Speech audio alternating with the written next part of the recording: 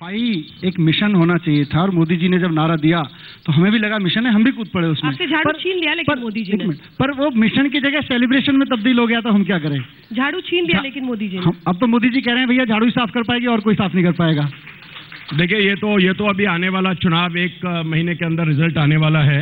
Parliament के चुनाव में भी ये 49 डेज का एड कैंपेन आपने देखा था कि 49 डेज में क्या क्या हुआ और 7 सीटों के अंदर पूरे देश के अंदर किस तरीके से लोगों ने मोदी जी को और भारतीय जनता पार्टी को जिस तरह से कमल खिलाया है। आप आने वाले समय में लोगों की आशा और विश्वास स्थिर सरकार के लिए भारतीय जनता पार्टी निश्चित रूप से गुड गवर्नेंस। मुख्यमंत्री का चेहरा कौन होगा? जरूरत नहीं है हमारे यहाँ मुख्यमंत्री जरूरत नहीं है हमारे यहाँ का मुख्यमंत्री जो तय करने का काम है ना। अब एक और मैं चीज आपको कहना चाहता हूँ, एक लिमिट होती है किसी राजनीति में हल्कापन करने की, ये करना नहीं चाहिए कभी। आप क्या कर रहे हैं, हमारे पार्टी के एक नेता का, और वो भी एक गंदा सा चेहरा कहीं से ढूंढ करके लाए और उसको आप ऑटो पे लगा करके, यानी पार्टी की चीजों को तय करने वाले आप हैं। आप किस तरह का डर्टी कैंपेन चला रहे हैं? दिल्ली की संस्कृति इस तरह की नहीं है और दिल्ली के लोग इस तरह की राजनीति नहीं चाहते। इसका जवाब आपको मिलेगा। जहां तक हमारे मुख्यमंत्री की बात है, हमारे मुख्यमंत्री की बात है, सुन लीजिएगा। हमारे को मुख्यमंत्री हमारी स्ट्रैटेजी है, हमने तय किया है, हम किसी चेहरे के साथ चुनाव नहीं लड़ेंगे। जगदीश मुखी जी का पता हमारा चेहरा होगा हमारी विचारधारा, हमारा पार्टी का सिंबल कमल। और जो 6 महीने के अंदर मोदी ने जो कामकाज किया है, निश्चित रूप से देश और पूरे विश्व के अंदर जिस तरीके से मोदी जी ने हमारा परचम फैलाया है, आपके सामने आएगा कि हमारा चेहरा क्या है। हमको जरूरत नहीं, एक डेमोक्रेटिक तरीके से हमारे विधायक तय करेंगे कि हमारा मुख्यमंत्री कौन होगा। जी वैसे सवाल सही है, उन्होंने किसी का चेहरा प्रोजेक्ट नहीं किया। आपको जगदीश मुखी जी इसलिए बड़े पसंद आ रहे हैं क्योंकि वो एक कमजोर कैंडिडेट आपको लग रहे हैं। तो अरविंद जी का चेहरा आप चमका देते और जगदीश जी का एक पता नहीं आपने दूसरे का चेहरा कहीं से निकाल। मैं इस पे आपत्ति करूं इससे पहले जगदीश मुखी जी आपत्ति करेंगे। इस पे आप जगदीश मुखी जी को कमजोर कैंडिडेट बता रही हो, आप कह रहे हो। आज तक कह रहा है कि जगदीश मुखी जी कमजोर कैंडिडेट हैं। नहीं कह रहा, क्या बात कर रहे हो? मानकर चल रहे हैं साहब, आप ये मानकर चल रहे हैं, इसीलिए आप उनकी फोटो लगा रहे हैं। अब हम क्या मान के चल रहे हैं वो हमको तो बताने दो। हम क्या मान के चल रहे हैं वो हमको बताने दो। नहीं तो आप तो फिर आप प्रमोट कर रहे हैं उनको। नहीं, हम ये कह रहे हैं आपने मोदी जी के लिए भी कैंपेन शुरू किया था कि वहां पर मोदी जी, यहाँ पर अरविंद केजरीवाल। हम ये वेबसाइट पे भी डाला था, वेबसाइट पर भी डाला था, कुछ भी कर सकते हैं। ठीक है, जवाब सुन लो। देखिए, दिल्ली में मोदी जी प्रधानमंत्री हैं, हमारे देश में प्रधानमंत्री हैं, वो मुख्यमंत्री तो बनने वाले नहीं है। दिल्ली में कोई तो मुख्यमंत्री होगा। अगर जगदीश मुखी जी नहीं होंगे तो ये होंगे। ये बता दें, जगदीश मुखी की जगह ये मुख्यमंत्री बनना चाहते हैं। हम इनका देखिए, हमारे दल के बारे में तय करने वाले आप कौन है? दिल्ली आप कौन होते हैं? दिल्ली मुख्यमंत्री करिए, आप अपनी दिल्ली मुख्यमंत्री की तुलना तो करेगी अरविंद केजरीवाल से। विजनरी लीडर दिल्ली में भारतीय जनता पार्टी कौन है ये बताएं। नहीं, हमको बताना। अरविंद केजरीवाल से ऑनेस्ट इनके पास कौन है बताएं। आपका ऑनेस्ट लीडर और आपकी ऑनेस्ट लीडरशिप और आपकी गुड गवर्नेंस और आपका डबल कैरेक्टर आने वाले चुनाव में पार्लियामेंट में भी दिख चुका है और इस बार आपको दोबारा से दिखेगा। आप भारतीय जनता पार्टी की मोदी जी की चिंता छोड़िए, आप उनको यूज करने के लिए, आप कमाल है। आप किस तरह की बात करते हैं? अपनी वेबसाइट पर मोदी जी का फोटो लगा करके और केजरीवाल साहब का लगाते हैं। कहां मफलर और कहां मोदी जी? कहां मफलर और कहां मोदी जी? कोई मैच है? कोई मैच है? अरे आप तुलना उससे करिए जो तुलना करने लायक हो, और इसलिए आपने वो चुन लिया। जब आप मोदी जी की आपकी बात नहीं चली, वेबसाइट से हटा दिया, तो आपने मुखी जी को चुन लिया। अरे मेरे दल में क्या होगा, मेरे घर में क्या होगा, वो are you. Bharatiya Janata party के पास में मैं कहना चाहता हूं, दिल्ली में कोई क्रेडिबल लीडर नहीं है। बेचारे पेश ही नहीं कर पा रहे मुख्यमंत्री किसको बनेगा। 4-5 लोगों के बीच लड़ाई है कि कौन मुख्यमंत्री बनेगा। जैसे ही उनका नाम लेते हैं इनको प्रॉब्लम होने लगती है। लड़ाई तो आपके यहाँ भी चल रही है। आपके यहाँ लड़ाई है। आप मुख्यमंत्री होंगे, आपके यहाँ जिस तरह की चीजें आपके यहाँ आ रही हैं, आपके जो विधायक कह रहे हैं, वो राजेश गर्ग से लेकर के बिन्नी से लेकर के जितने भी लोग हैं। आपका मुख्यमंत्री कोई बनेगा ही नहीं इसके बाद? हमारा बनेगा, हमारा विधायक दल तय करेगा। तो पहले हमारा विधायक दल तय करेगा, आप तय नहीं करेंगे। दिल्ली में मुख्यमंत्री करेगी। ये नहीं समझ आता कि आप किसी भी दल के बारे में, किसी के घर के बारे में तय करने वाले आप कौन होते हैं? आपको कोई राइट नहीं है। हम तो पूछ रहे हैं। आप अपनी चिंता करिए, आप अपने दल की चिंता करिए। आपका घर आपसे संभल नहीं रहा, लोग आपको छोड़ करके भाग रहे हैं, आप दूसरे के घर में ताका झांकी कर रहे हैं। आपको उसकी जरूरत क्या है? आप हमें जो छोड़ के जा रहे हैं वो आपको मुबारक हो। अरे झूठ और बदलने की कोई लिमिट होती है, कोई संस्कृति है राजनीति की, कोई शालीनता होती है राजनीति में कि आप कुछ भी कर देंगे और कह करके चले जाएंगे, कुछ भी झूठ ट्वीट कर देंगे, कुछ भी झूठे आरोप लग जाएंगे, कभी भी आप धरने पे बैठ जाएंगे। शासन ऐसे नहीं चलता। इन्होंने भी 15 साल काम किया। शासन यूटर्न से चलता है। काला धन 100 दिन में ले आएंगे, 15 लाख रुपए दे देंगे, सारा यूटर्न हो सिसोदिया साहब काले धन की बात मत करिए। आप अपनी कबीर फाउंडेशन, कविता रामदास, उनके पेरेंट्स, आप इस चीज पर आएंगे तो बहुत सारी चीजें वो आपके निर्देशक मंडल में है या नहीं है। आपके जिस तरीके से कांग्रेस के समय में आपकी संस्था रजिस्टर्ड नहीं हुई और उसके बाद पैसा आपके पास पहले आ जाता है, टाइम सारी की सारी मैगजीन में सारे इंटर, प्लीज आप इसलिए आपके ही दल के विधायक राजेश गर्ग नाम हम बोल रहे हैं तो झूठ, और आप ये सब तो बोल रहे हैं, क्या बोले जा रहे हैं, ये सब झूठ नहीं है। आपको ये आरोप लगाया कि आप पैसे वालों को लेकर के आ रहे हैं, भ्रष्टाचारियों को लेकर के आ रहे हैं। अपना कुनबा, अपना घर संभालिए, अपनी चिंता हम अपने आप कर लेंगे। पर अपना मुख्यमंत्री का उम्मीदवार तो बता दीजिए, दिल्ली वाले लोग वोट देना चाहेंगे आपको। मुख्यमंत्री बता दीजिए, आपको क्या प्रॉब्लम है, आप अपना देखिए ना, आप हमारी छोड़िए। मनीष जी, 1-2 सवाल अब आपसे हो जाए, उनसे पूछेंगे क्योंकि मुख्यमंत्री का चेहरा कौन है महत्वपूर्ण है। केजरीवाल साहब पर क्यों भरोसा करे जनता सिर्फ? क्योंकि मैंने एक सेकेंड, मीडिया हाउसेस से लेकर जितने लोगों पर उन्होंने आरोप लगाए, साबित नहीं कर पाए वो किसी के खिलाफ। हिट एंड रन हमेशा यही उनकी पॉलिसी रही। तो फिर यही तरीका वो आने वाले, क्योंकि वो तो बाय नेचर ऐसे हैं कि उनको विरोध करना अब लगता है कई बार कि शायद अब उनकी शख्सियत का हिस्सा बन चुका है। इसको कैसे आप लोग कंट्रोल करेंगे? मुझे लग रहा है कि केजरीवाल जी ने आरोप लगाया था कि रॉबर्ट वाड्रा ने बेईमानी की है, उसके तमाम कंपनी के जो भी घोटाले थे वो केजरीवाल ने निकाले। आप एक गिनाइए, हम 10 गिनाते हैं जिन्होंने बेबुनियाद आरोप लगाए हैं, ट्विटर के जरिए लिखे हैं, अच्छे लोगों के नाम लिखने की हिमाकत सारी, ये सबके उंगली नहीं उठाई, जिस पर किसी ने उंगली नहीं उठाई उसके तथ्य यही अरविंद केजरीवाल की खासियत है कि जिनके खिलाफ कोई बोलने की हिम्मत नहीं करता इस देश में, उनके कच्चे चिट्ठे अरविंद केजरीवाल खोलता है। और सबसे हिम्मत, इसीलिए अरविंद केजरीवाल को कैसे आरोप लगा सकते हैं? अरविंद केजरीवाल को दिल्ली के लोग इसीलिए पसंद करते हैं कि सब आपस में तय करते रहते हैं, तुम हमारे दामाद को मत छूना, हम तुम्हारे दामाद को नहीं छुएंगे। अरविंद केजरीवाल ने कहा कि दोनों के दामादों के कच्चे चिट्ठे निकालिए, ये देखिए कहां कहां बेईमानी हो रही है, ये देखिए कहां कहां आपस में सहमति से बेईमानी हो रही है, ये सब अरविंद केजरीवाल ने किया है।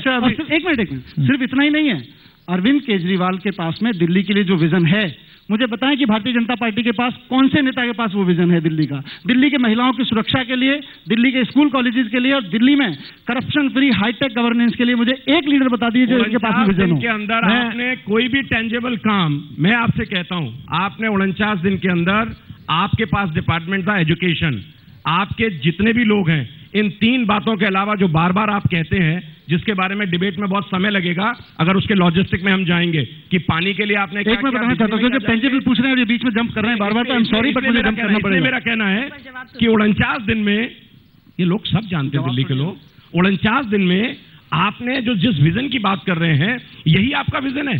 जिस तरीके से आप छोड़ करके भाग गए, जिस तरीके से मैं 49 दिन की सिर्फ एक चीज गिनाना चाहता हूं, और क्योंकि एजुकेशन मिनिस्टर का कहा, हाँ एक सेकंड, क्योंकि दिल्ली में बार बात कर रहे हैं कि दिल्ली में इन्होंने 15 साल में दिल्ली में पूरी की पूरी एजुकेशन सिस्टम को सरकारी स्कूलों का कबाड़ा करके इन्होंने प्राइवेट स्कूल और कॉलेजेस के हवाले कर दिया। और आज हालत यह है कि दिल्ली का हर पेरेंट दुखी है इस बात से। जब मैं एजुकेशन मिनिस्टर बना तो मैंने कहा देखो कैसे चलता है सिस्टम। दिल्ली में एक एजुकेशन एडवाइजरी बोर्ड है, आप सबकी सूचना के लिए। उस एजुकेशन एडवाइजरी बोर्ड में 15 लोग हैं, जिनमें से 12 लोग प्राइवेट स्कूल के मालिक हैं। अगर ये इनका सिस्टम है तो साहब जी उसका रायता तो फैलाना पड़ेगा। ऐसा है मनीष सिसोदिया जी, ये बार बार एक टॉपिक से हटके दूसरे पे भागते हैं, ये आदत आम आदमी पार्टी की है। अभी आप बलात्कार की बात कर रहे थे, निर्भया कांड जब हुआ इस देश के क्या पूरे दुनिया के अंदर लोगों को एक दुख था। आप जब अरविंद केजरीवाल जी मुख्यमंत्री थे, पॉलिश महिला का बलात्कार होता है और मुख्यमंत्री कहते हैं 1 हफ्ते बाद मीटिंग करेंगे। आपके सोमनाथ भारती जी ने जो हरकत की खिड़की एक्सटेंशन में अफ्रीकन विमेन के साथ, आप बात करते हैं अभी जो बलात्कार हुआ दिल्ली में, रोज बलात्कार हो रहे हैं। सर महिलाओं के मुद्दे को लेकर अरविंद केजरीवाल धरने पे बैठे थे, तब एक महिला को जिंदा जला दिया गया और इनके गृह मंत्री कह रहे थे, आरोप लगाते हैं लोग, एक महिला को जिंदा जला दिया गया और इनके गृह मंत्री कह रहे थे उस एसएचओ को ट्रांसफर तक नहीं करेंगे। हम चाहते हैं एक एसएचओ को ट्रांसफर तक नहीं करते आप उस इलाके में। सोमनाथ भारती के मुद्दे पर जिन्होंने महिलाओं की मॉडेस्टी को रात के 12-1 बजे जाकर के जिसको किया, उसके लिए आप मुद्दे पर बैठे थे। सोमनाथ भारती के लिए, सोमनाथ भारती के लिए भी बैठे थे और इस बात के लिए भी बैठे थे कि महिला जिंदा जला दी गई थी। आपने हमेशा चीजों को कैमोफ्लेज किया। आप कभी आपने सच बोला ही नहीं। हम अगर ऐसे चिल्लाते रहेंगे तो लोग समझ भी नहीं पाएंगे। मैं चाहती हूँ कि अब उन शख्सियतों पर हम पहुंचे हर पार्टी से जिसके हाथ में शायद कमान जाए, और इसीलिए एक बार फिर से केजरीवाल जी पर पहुंचते हुए, केजरीवाल जी आलोचना बर्दाश्त नहीं कर पाते। महात्मा गांधी कहते थे कि आलोचना के बिना कोई भी लोकतंत्र महान नहीं बन सकता। एक शख्स उनकी आलोचना कर दे, जिंदगी भर कसम खा लेते हैं अब इसका सामना नहीं करूंगा। क्या ऐसा शख्स चलाएगा राजधानी को? केजरीवाल जी झूठ बर्दाश्त नहीं कर पाते। अगर कोई बेईमान है और झूठ है तो उसको बर्दाश्त नहीं कर पाते, उसी का रायता फैलाने के लिए बर्दाश्त नहीं करना अलग है, लेकिन आप सवालों से कैसे भाग सकते हैं? आप कह दें कि हम तो फला से भाई अब सवाल ही नहीं लेंगे क्योंकि वो सवाल बड़े अजीब पूछता है। वो ये नहीं, क्यों इतने लोग इंटरव्यू करते हैं अरविंद केजरीवाल का? सबको सवालों के जवाब देते हैं। उनके पक्ष में होता है। अच्छा, आपको इंटरव्यू नहीं दे तो सबको सवाल नहीं आप देते हैं। नहीं, अब मैं बोलूं क्या बोला केजरीवाल ने? केजरीवाल ने कहा भाई आज तक पे नहीं जा पाऊंगा मैं, क्योंकि आज तक पूरी तरह से मोदी का चैनल हो चुका है, इसलिए मैं आज तक पे नहीं जा पाऊंगा। इसलिए आप कह रहे थे क्योंकि मनीष सिसोदिया को ये पता है कि ये सच नहीं है। मनीष जी ईमानदारी से बोलिए। नहीं, एक मिनट, जो आपसे बात हुई, एक मिनट, अब क्योंकि अरविंद केजरीवाल और आपके बीच में जो बातचीत हुई वो आप लोग अब इतना वो कह रहे हैं कि हम सवाल बर्दाश्त नहीं जाना ठीक नहीं होगा। You tell it. आप अपने मुताबिक बात होगी तो बात करेंगे, फिर जवाब देने लगेंगे तो अन्य पे चले जाइए। मनीष जी, मैं ये कह रही हूँ जनता के सवालों का जवाब जनता के बीच भी बहुत महत्वपूर्ण। केजरीवाल का एक बड़ा आरोप है कि आज तक मोदी जी को बहुत ज्यादा प्रमोट करता है। केजरीवाल के बारे में आपने लिखा, बहुत बड़े झूठ लिखे हैं। नहीं, केजरीवाल के बारे में जितने बड़े बड़े झूठ आपकी वेबसाइट पे चलाए जाते हैं, और आपको बताया है कि देखो ये झूठ ट्वीट किया हुआ है, आप लोगों ने हटाया है उसको, लेकिन उसके बावजूद आप कहते हैं कि साहब आलोचना नहीं, झूठ बोलोगे तो बर्दाश्त नहीं, आलोचना खूब करिए। नेताओं को आलोचना से नहीं बचना चाहिए, लेकिन झूठ से तो बचना पड़ेगा और झूठ के खिलाफ बोलना पड़ेगा। केजरीवाल जी क्या जनता के सवालों का उसी तरह से सामना करेंगे? क्योंकि मैं भी उसी का सवाल जनता के बीच में रहते हैं, कंस्टिट्यूएंसी में हूँ।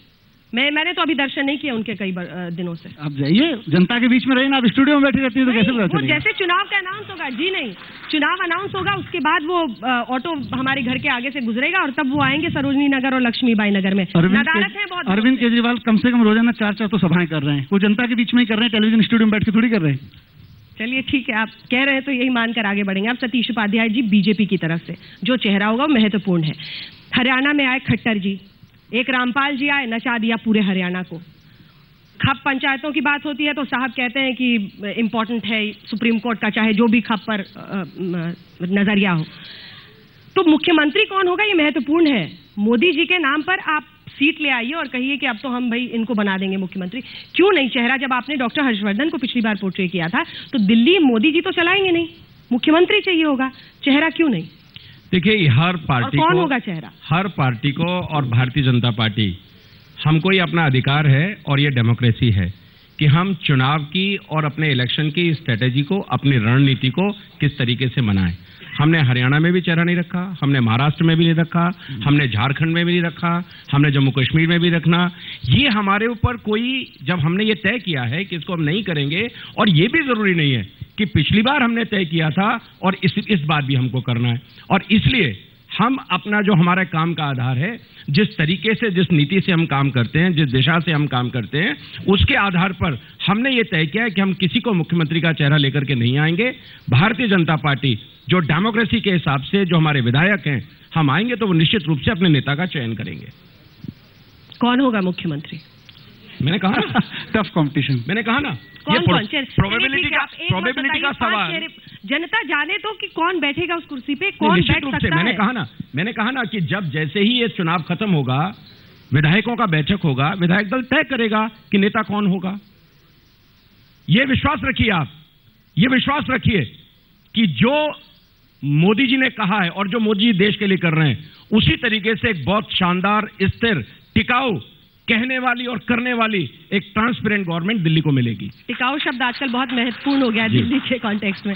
हारून यूसुफ साहब, अब तो सब कुछ लूटा हुआ है, मतलब देखिए 15 साल की टिकाऊ सरकार के बाद शीला जी भी नहीं। मैं ये कहना चाहूँगा कि ये बार बार जब हम कोई डिबेट में जाते हैं, हर एक आदमी ऐसा लगता है कि हम बेचारे आ गए हैं। ऐसा नहीं है कि बहुत मर्तबा ऐसा हुआ है। तो जहाँ तक कांग्रेस पार्टी का ताल्लुक है, हमेशा सीएलपी बैठती है और वो नेता का चयन करती है, और वही प्रक्रिया कांग्रेस में है हमारी। ठीक है, मतलब कोई चेहरा आपकी तरफ से भी अभी ऐसा नहीं है जिस पर आप जनता को भरोसा दिला सके कि कलेक्टिव लीडरशिप जो है, तमाम नेता मिलकर लड़ाएंगे चुनाव। और बाकी के लिए तो सोनिया जी का चेहरा है, वो तो हमारी नेता है। राहुल गांधी का राहुल गांधी जी और सोनिया जी हमारे नेता हैं। तो उससे फायदा होगा नुकसान होगा राहुल गांधी के चेहरे से? देखिए, अभी मैंने आपसे कहा कि आप ऐसा लगता है कि सारा जुल्म हम ही पे तोड़ देंगे। एक चुनाव क्या हम हारे? अभी सतीश भाई कह रहे थे कि हम 60 सीटें जीते हैं। 2009 में कांग्रेस लोकसभा के अंदर 68 सीट जीती थी, 68 सीटें हम जीते थे दिल्ली में। तो हम कोई इतनी ज्यादा हमारी चाल नहीं बदल गई थी, हम वैसे ही थे। अब जो हाल हुआ है उसके बाद भी ऐसे ही, और जब दोबारा आएंगे पावर में तब भी ऐसे ही मिलेंगे आपको। अंदर का वो तो कुछ लोग हैं जो 49 दिन की बात करके अब टोपी बदलने वाले हैं कि अब 5 साल रहेंगे हम। तो वो उसका इंतजार हमको है और दिल्ली के लोगों को भी है। कितना मुश्किल हो रहा है लोगों को भरोसा दिलाना ऐसी सभाओं में कि इस बार हम आए तो 5 साल रहेंगे। एक्चुअली एक टिकाऊ सरकार लोगों ने देखी है, मतलब ऑफकोर्स जैसे मैंने कहा कि दिल्ली का कोई भी ऐसा आदमी नहीं होगा जो कहेगा कि मुझे अस्थायी सरकार चाहिए, जो सरकार 49 दिन चले मुझे कोई नहीं मानेगा। लेकिन 5 साल करके 15 साल तक ऐसी सरकार चलती रहे जो दिल्ली में बस भ्रष्टाचार और ये सब भी करती रहे, और दिल्ली में स्कूलों में स्कूल महंगे कर दे, अस्पताल महंगे कर दे, हालत खराब कर दे, पीने का पानी भी मुयस्सर ना हो, तो ऐसी सरकार 15 साल क्या 5 दिन भी नहीं चाहिए। तो यही बात लोगों को समझ में आ रही है। अब आप यहाँ भले ही एजेंडा तय करते रहिए, लोगों के बीच में जाइए, एजेंडा वहाँ यही है। आप हटेंगे नहीं, आप ये कहते रहेंगे बार बार, लेकिन हम ये कहते रहेंगे कि हमारे लिए तीनों पार्टियां बराबर हैं और उतना ही महत्वपूर्ण है कि जिस तरह से जनता वोट के लिए जाए और वोट चयन करे। बहुत बहुत शुक्रिया आप तीनों का हमारे साथ इस चर्चा में शामिल होने। Thank you. आप मंच से जाएं उससे पहले हमारी तरफ से एक भेंट आपके लिए मैनेजिंग एडिटर आज तक के सुप्रिय प्रसाद की तरफ से।